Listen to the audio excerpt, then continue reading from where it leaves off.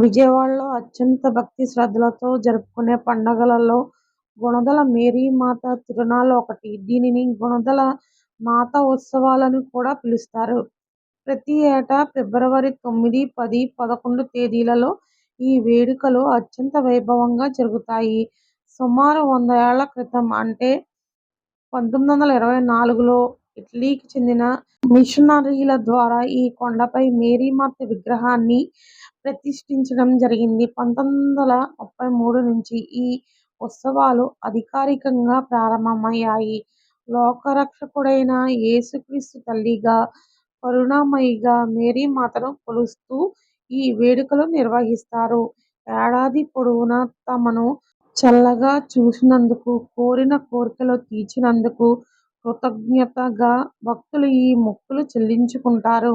మేరీమాతను దర్శించుకుంటే కష్టాలు తొలగుతాయని, ఆరోగ్యం సిద్ధిస్తుందని భక్తుల నమ్మకం. కులమతాలకు అతీతంగా ఇక్కడకు భక్తులు వస్తూ ఉంటారు. క్రైస్తవులతో పాటు హిందువులు, ముస్లింలు కూడా పెద్ద సంఖ్యలో పాల్గొనడం ఈ తిరునాళ్ల ప్రత్యేకత. ఈ 3 రోజులు గుణదల కొండ ఒక ఆధ్యాత్మిక క్షేత్రంగా మారిపోతుంది.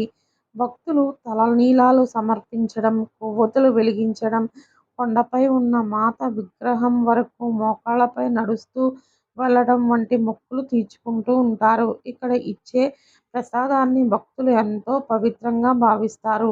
బైబిల్ ప్రదర్శనలు, భక్తి గీతాలాపన మరియు ఆధ్యాత్మిక ప్రసంగాలు జరుగుతాయి. మొదటి రోజు ఉత్సవాల ప్రారంభం ప్రత్యేక ప్రార్థనలతో పండగ వాతావరణం మొదలవుతుంది. రెండవ రోజు ప్రధాన వేడుక. లక్షలాది మంది భక్తులు తరలివస్తూ ఉంటారు. మూడో రోజు ముగింపు వేడుకలు.